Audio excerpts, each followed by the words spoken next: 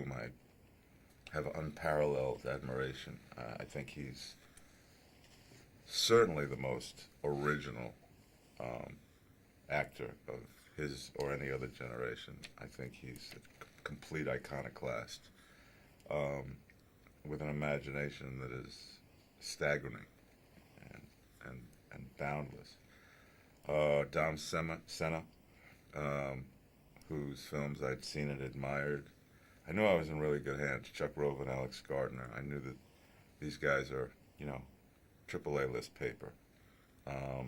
You want to invest your time with these players. Then I read the script because I got all that information as the script was on its way to me, and fell in love with what I was being asked to do, which is to be, bosom buddies with Nick Cage's character and to travel shoulder to shoulder with him through this entire series of dramatic events that make up the movie from beginning to end. I loved the way that Felsen was rendered. I loved his mindset. And I said, yeah, this is going to be big fun. Well, for me, I knew Nick Cage wanted to work with me, so I just decided to do him a favour straight out. And he's so generous. He is a giver. Really, very magnanimous. That's what I do. I just constantly give. It's the holiday season. I just give and give. Such a giver. No, I kind of did a few quick auditions and recalls and met Dominic Senna in London. It all happened very quickly, and I was lucky enough to get the part in this film. And so then 2 weeks later, I was moved out of Dublin, and I was in just outside Budapest, where we started our training. We started our horse riding and sword fighting, and basically everything was like a treat. Everything was wonderful. It was like all the things you wish you could do. All these wonderful, extravagant skills that get taught to you, and plus you get to go to all these great, beautiful, remote locations across the rural Alps of Austria. I mean, it's stunning. And to be in a collective, I think that going to the remote and beautiful locations that we did, and being in the collective of the likes of Nick Cage and Ron Perlman and Christopher Lee and actors like that was just, it made me surge with pride. It really did, when I saw the film and saw myself in amongst the bunch. So yeah, everything about this project attracted me to it.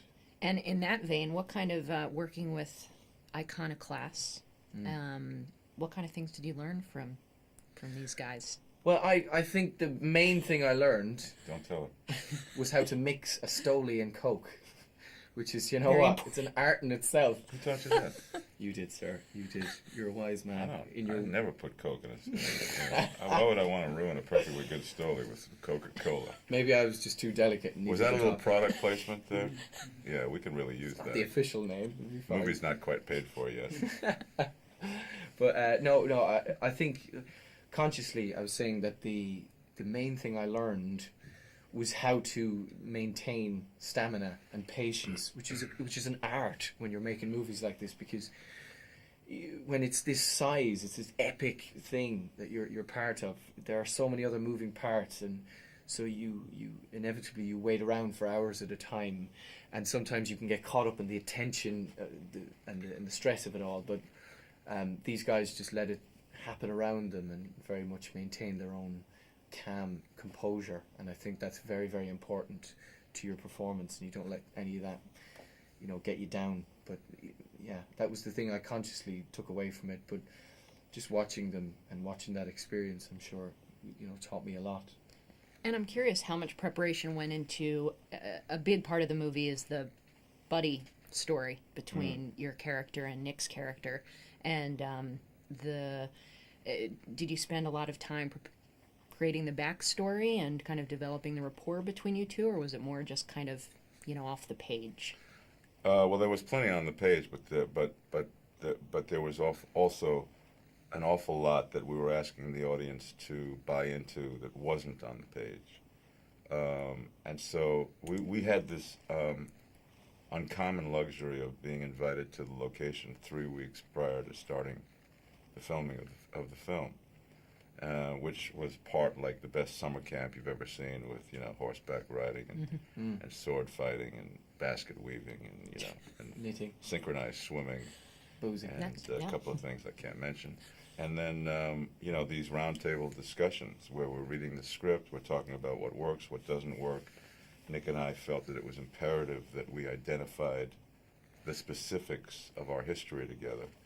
The more we knew about who we were to one another, the more it would transfer its way, sort of, cosmically into what the audience was experiencing.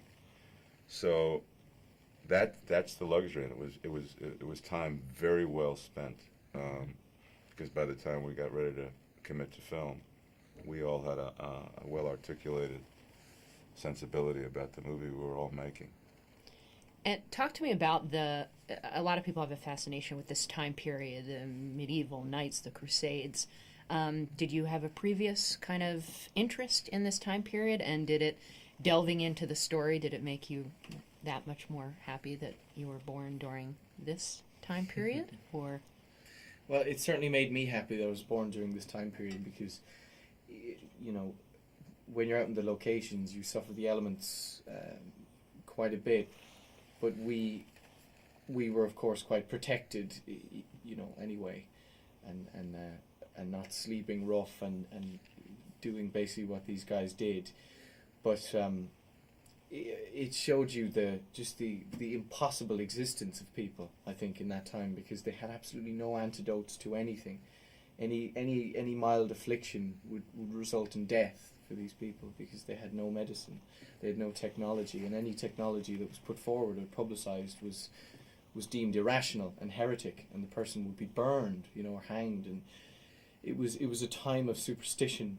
It was a time of complete and utter control by Christianity over the masses.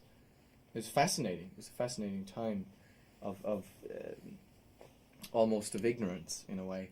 But in a lot of ways, although we spent 14 hours a day, kind of in these heavy costumes and sub-zero degree weather, on horseback with nothing but a sword and an attitude to keep away the things that were out to get us.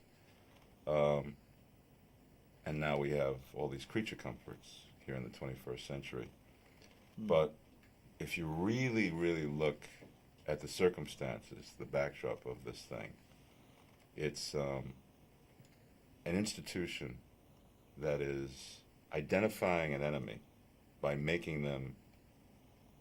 representing them as evil, so that they can go and destroy that enemy unprovoked, and thereby co-opt all of their possessions, all of their lands, and then turn them into unyielding believers of this cause that they're trying to sell down people's throats.